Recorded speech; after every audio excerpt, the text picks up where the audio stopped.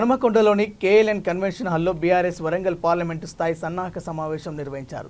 ఈ సమావేశానికి ముఖ్య అతిథులుగా మాజీ మంత్రి తన్నీరు హరీష్ రావు హాజరయ్యారు. ఈ సమావేశంలో పాల్గొన్న పరకాల మాజీ ఎమ్మెల్యే చల్లా ధర్మారెడ్డి మాట్లాడుతూ వరంగల్ ఎంపీ అభ్యర్థిగా అవకాశం ఇవ్వాలని కడియం శ్రీహరి పట్టుబడితే కేసీఆర్ అవకాశం కల్పించారు.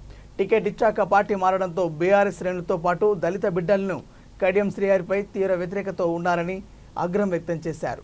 ప్రజలు పట్టుదలతో ఎంపీ ఎన్నికల్లో పనిచేసి కడియం శ్రీహరిని ఓడించి బీఆర్ఎస్ అభ్యర్థులను గెలిపించడానికి సిద్ధంగా ఉన్నారని ధీమా వ్యక్తం చేశారు.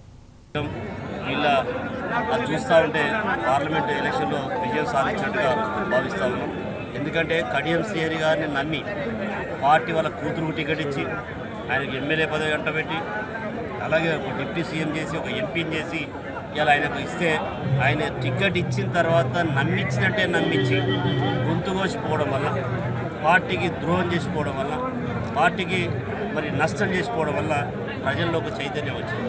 ఇలా కార్యకర్తలు అయితే ఉధృతంగా అంటే నేను ఎట్లా చేసి కడియం శ్రీహరిని ఓడియాలనే సంకల్పంతో క్యాడర్ ఉన్నారు.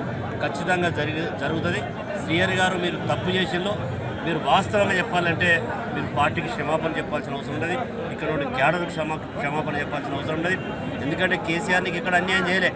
ఈరోజు పార్టీ మారినలో వాళ్ళలో అందరికన్నా ఎక్కువ నువ్వు ద్రోహం చేసి మరి ఇలా పసులు దయాకర్ అయితేనేమి ఆయన కూడా ఒక సాధారణ వ్యక్తికి అలా పార్లమెంటు అభ్యర్థిత్వం ఇచ్చి 2 సార్లు పార్టీ భరించుకొని మరి గెలిపిస్తే పార్టీకి ద్రోహం చేసిండు.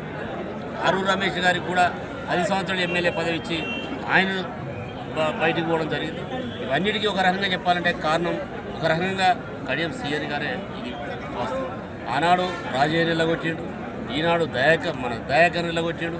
ఒకవైపు అరుణ్ రమేష్ నిలగొట్టినా అది నీకే దక్కుతుంది. ఎందుకంటే మరి వాళ్ళందరూ పోయినాక కూడా నిన్ను నమ్మి